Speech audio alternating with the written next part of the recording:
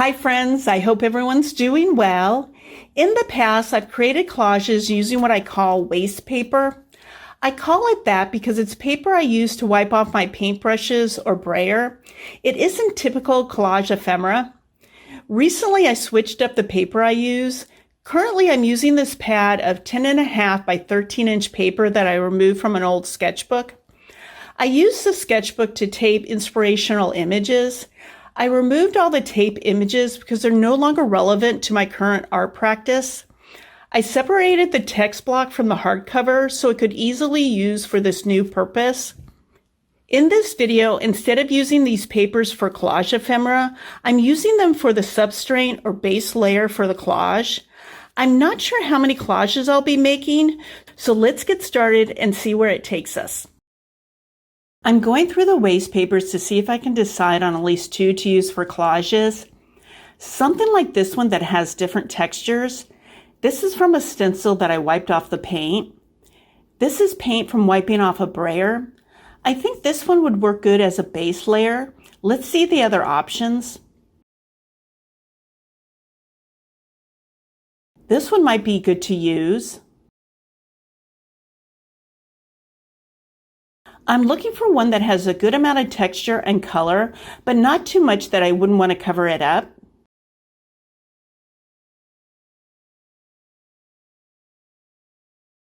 This is a good example of what I want to use.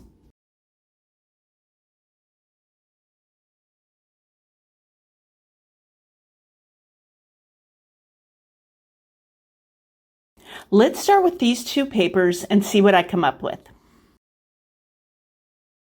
This paper is a good base layer for a cruciform composition. It has a strong vertical line of color here, also a large pattern section in this area, and a smaller, lighter section of the same pattern here. The cruciform will be off-center with this base layer. Let me show you the pattern paper options I pulled. There's yellow oxide, celadon, a light muted lavender, some dark blue, black, and white and gray. I'm switching up the adhesive I'll be using. Typically, I like to use a glue stick, but for these collages, I'll be using the soft gel matte medium. Both types of adhesive will work on adhering larger papers. I just think the collaging process will go faster with brushing on the gel matte medium to the back of the papers, as opposed to using a glue stick. I'll be doing this step off camera to save time. I'm starting with this light muted lavender paper that will be the focal point. It's lighter in value than the other papers, except for the white with the gray numbers. It's being placed off center and lower on the substrate. It'll be the element that most of the other papers will be placed around.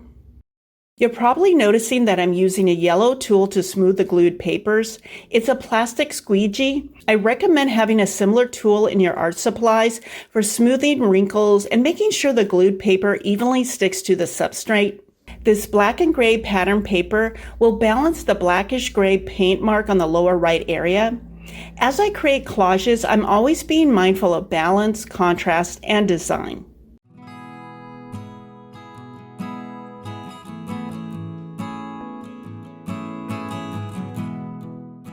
This yellow oxide paper with the black dots is being placed below and slightly off center from the focal point. As I did with the black and gray paper above, I think off center placement is more interesting to look at.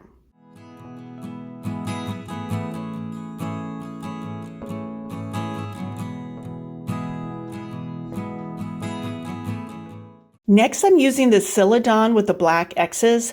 As you can see, I'm deciding on the direction of the X's. Since the paper will be cut in a horizontal orientation, I'm thinking that the X's should be going the same direction, meaning the X's will be oriented so they're long and narrow.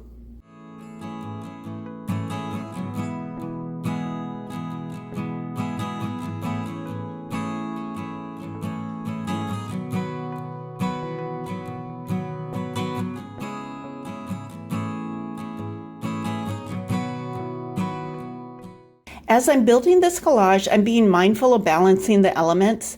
This dark blue paper with the black stripes is being used to balance the other two dark elements, which are the blackish gray paint in the lower right and the blackish gray vertical paper element. Placement of these three elements helps to guide the viewer's eyes around the collage.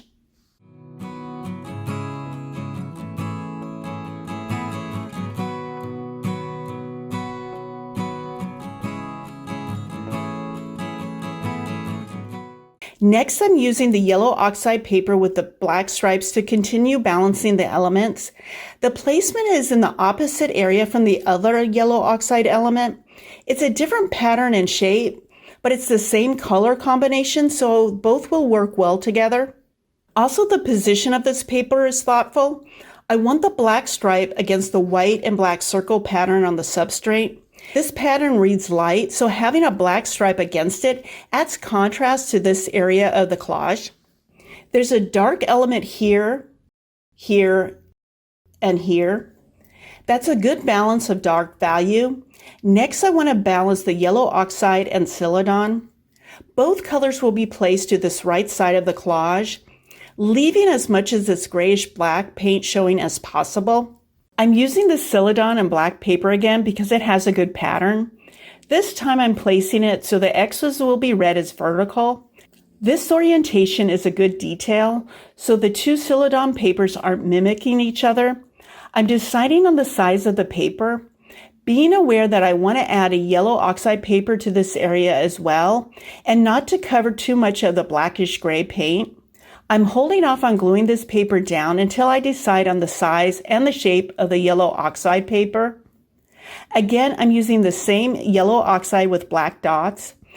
I decided on using it because only a small amount of this color combination is needed. It has a small enough pattern that it will work.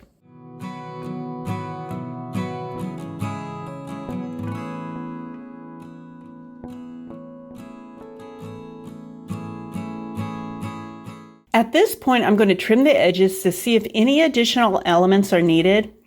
Maybe something here or something here. I pulled this blackish plaid because the color will work well with the other dark colored papers. Also, to my eyes, this collage needs one or two more dark values. I cut 2 pieces of it to see how it'll look in the areas that I think need more elements. As you can see, one element didn't work because the placement was too close to the dark blue with the black stripes. I decided there was enough dark values in that location, but I didn't know for sure until I placed that blackish plaid paper there. The Celadon paper works well in that area. This small element continues to add balance to the collage. I like the blackish plaid in this other area. Now I have to decide on the length of it. Since there aren't too many small elements, cutting off a bit from the length will strengthen the design. Here is the finished collage. I like that there's a focal point using this light muted lavender. The collage is balanced, has enough contrast, and I like the overall design of it. Let's go on to the next one. This is the base layer paper for the second collage. Now that I'm looking at it, I think there's areas of the paper that need paint. This area here and up here. I'm going to add more of this light blue paint, which is this color, before I start collaging. Just lightly adding more of the paint so there's less white. I brought out a 3" by 5" gel plate to use as a palette and this 2" brayer to apply the paint.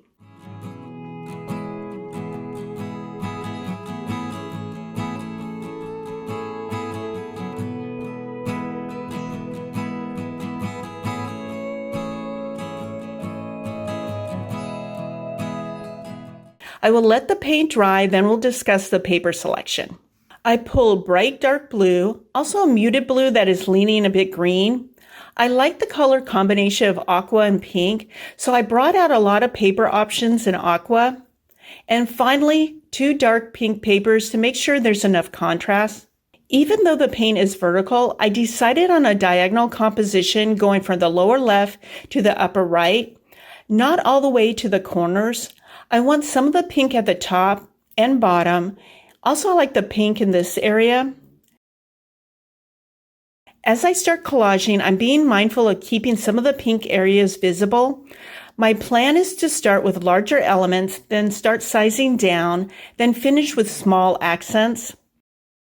Even though it'll have a diagonal composition, the placement of the individual elements doesn't necessarily need to be glued on the diagonal. The elements can be placed horizontal and or vertical, but the overall design is diagonal, meaning the elements are placed from the lower left, moving up towards the upper right on the substrate. Also, I'm being mindful at this early stage of having large elements that are different values and different shapes.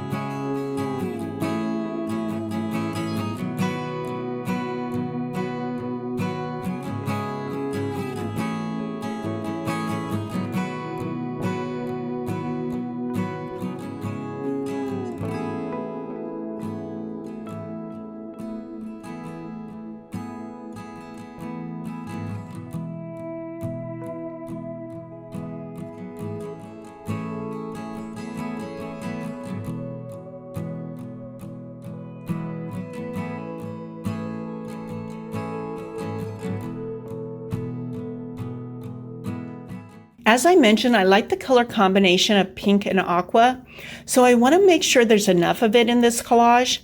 I'm cutting this light aqua element down so it won't cover too much of the pink, and to start sizing down the elements.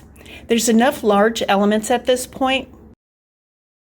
As you can see, I'm continuing to audition the elements to make sure each one is the right shape, size, and placement before gluing them down.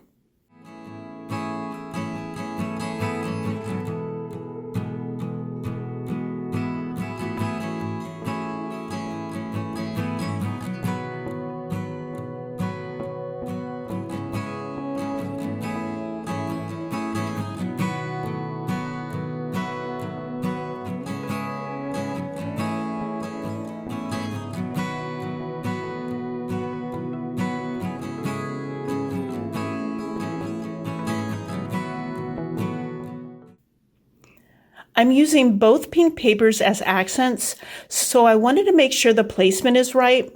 For example, I'm changing where I want to place this first dark pink circle element. It blended into the underneath papers in the first two locations. There wasn't enough contrast. The underneath papers in the final location has enough contrast with the dark pink circle, so it stood out enough to be considered an accent.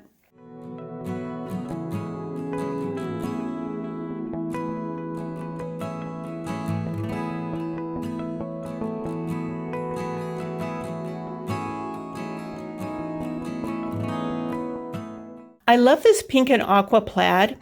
I didn't want it to be the same width and length as the light aqua element near it, so I'm working on refining the size. Then moving on to the placement. I decided not to have it right next to the light aqua element. I was concerned that both elements would read as one instead of two separate elements. Just slightly moving it to the left and down a bit helped.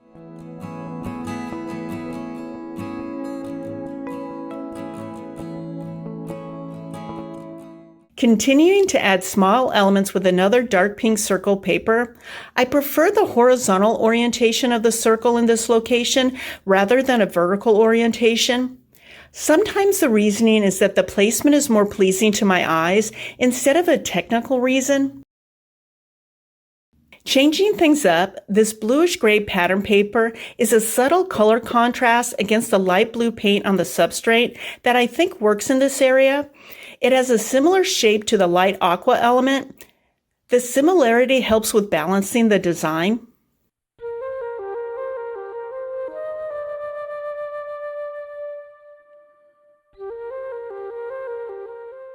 Next up, I'm adding a few thinner pink accents with this bright pink paper.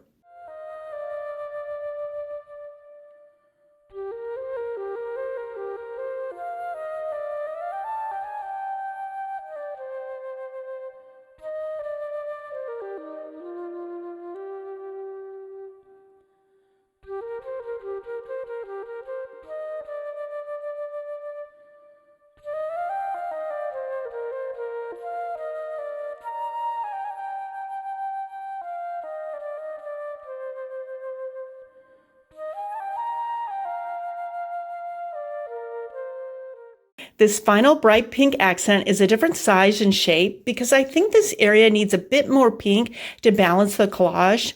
Now there's enough pink accents in different locations to help move the viewer's eye around the whole surface.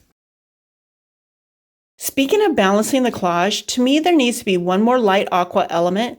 It doesn't have to be big, just a sliver of it below the dark blue element. Here's the finished collage. I'm happy with the way it turned out. It's balanced and cohesive. I like the subtle diagonal composition. Let's have a short wrap up next. It was fun to create larger collages than I usually do. I encourage you to create larger collages or artwork in general. I also encourage you to use paper that would be considered waste paper. It can be helpful to have color already on the substrate before you start making a collage or a painting. Sometimes it can be hard to start with a blank piece of paper. The existing color on the paper can guide you in choosing colors or a design to use. Let me know if you have any questions. Thank you for taking time out of your day to watch this video. I hope to see you in the next one. Take care.